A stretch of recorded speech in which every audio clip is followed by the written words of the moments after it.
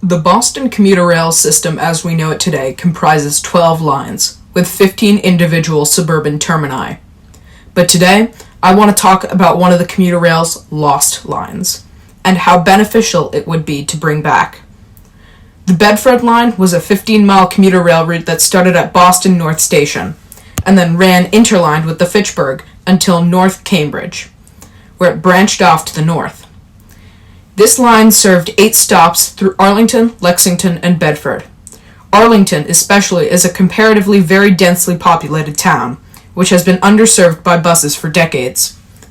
In this video, I want to discuss some of the past plans for expansion along this right-of-way, and the one that I think would be the most beneficial for these long underserved suburbs. This is bringing back the Bedford line.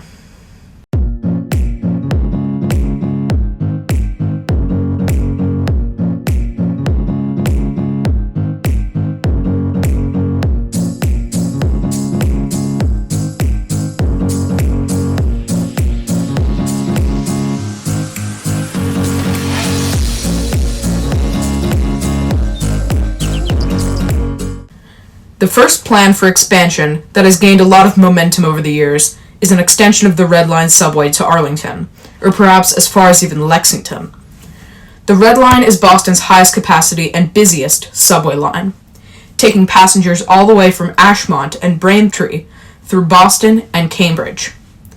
The Red Line's existing terminus is strangely close to downtown, with many of the Green Line's branches extending further from the city. This is because Alewife was always designed with an extension to Arlington in mind. This plan has also gotten most of the attention from the media in recent years, with transit advocates in Arlington primarily pushing for fast, frequent subway service. This solution is easily marketable to the public as an efficient way of connecting downtown to the growing suburb. But this isn't the whole story. The costs of a subway would be astronomical for an extension of just 3.5 miles. While these areas are relatively high density, and are arguably comparable in density to other neighborhoods served by the Red Line, the increased cost of building grade-separated subway lines would jeopardize the validity of this investment.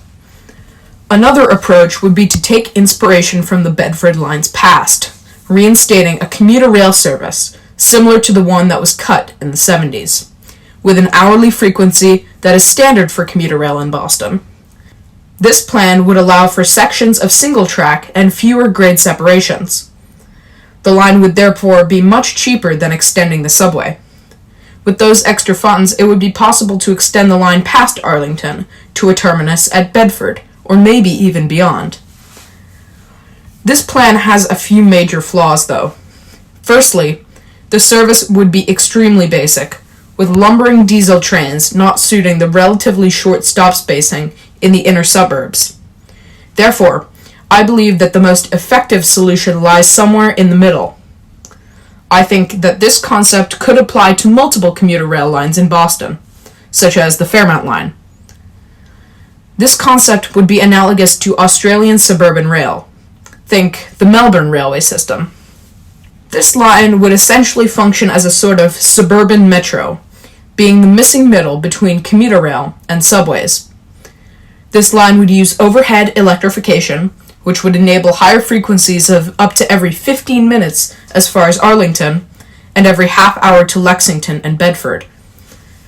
This mode would ensure that the dense town of Arlington receives adequate service, while not overserving the comparatively minor town of Bedford.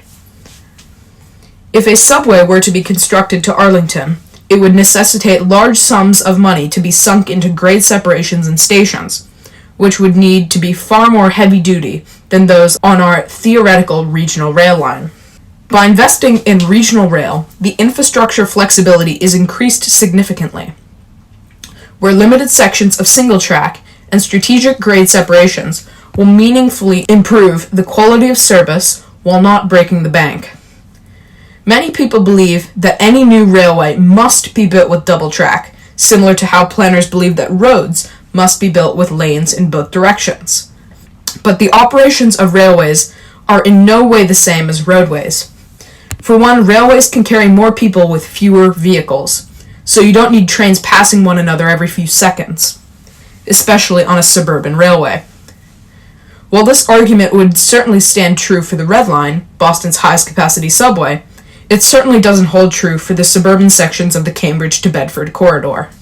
Most of this video thus far has been focused on hypothetical discussion, but I want to actually lay out my plan for this line. First, I want to discuss some of the stations. There would be 9 new stops, one of which interchanges with the Red Line at Alewife, providing a convenient transfer for passengers going to Cambridge or the southern suburbs. This station would probably be elevated to accommodate a flying junction between the Bedford and Fitchburg lines. This would also eliminate any conflicts with motor vehicles in this very busy area. After Alewife, the line would remain double track, but with grade separations at major intersections, and car crossings completely removed on less significant ones. This would ensure that an acceptable level of service would be available as far as Arlington, without spending too much money. We did consider the possibility of a cut-and-cover tunnel between Alewife and Arlington, but the area the line runs through is very marshy, and thus unsuitable for tunneling.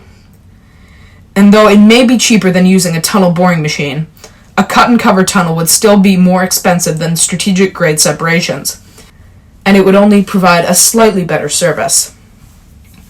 Between Alewife and Arlington, the trains would stop at a station called Lake Street, which had a station in the past, and you can still see this curb where the platform edge used to be. But this area is surrounded by very dense Arlington neighborhoods, as well as this angry dog.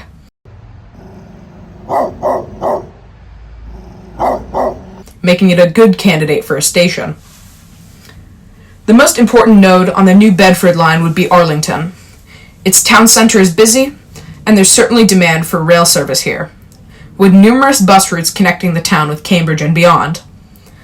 The line through Arlington should be grade separated at this major intersection, perhaps in a trench, which would allow space for Arlington to feature more operational flexibility. This would be needed as some trains should ideally short turn here, as this is the highest demand town on the corridor. Moving past Arlington, the line should service a few more stations at Brattle Street, Arlington Heights, which is a major bus interchange, and South Lexington, before arriving at Lexington itself. Many of the road intersections along this stretch are already grade separated, which would make this section of track relatively cost-effective, provided the principle of strategic single track is maintained. Many have suggested that Lexington should also receive an extension of the Red Line subway, in conjunction with the Arlington expansion.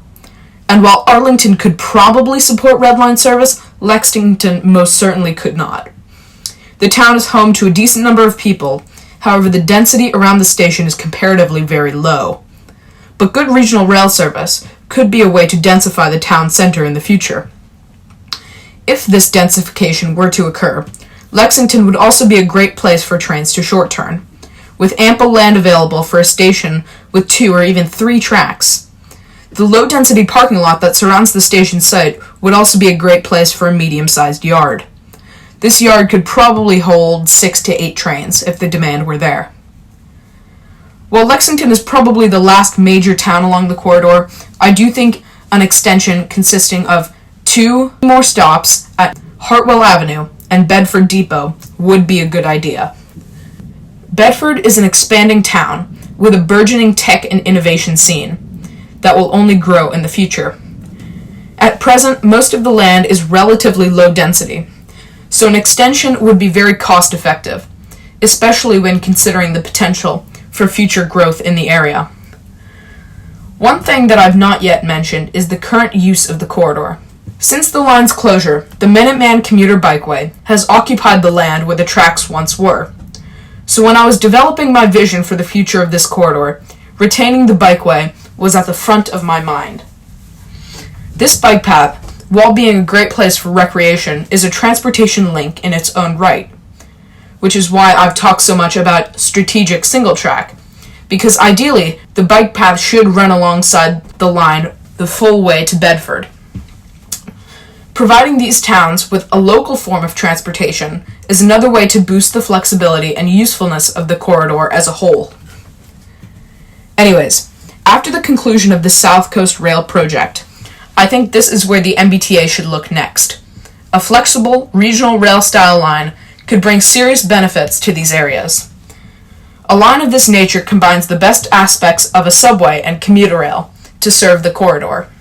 With strategic grade separations and sensible single track, if it were built well, the Bedford line could truly become a case study for regional rail across the country. So as always, huge thanks for watching, and I'll see you around.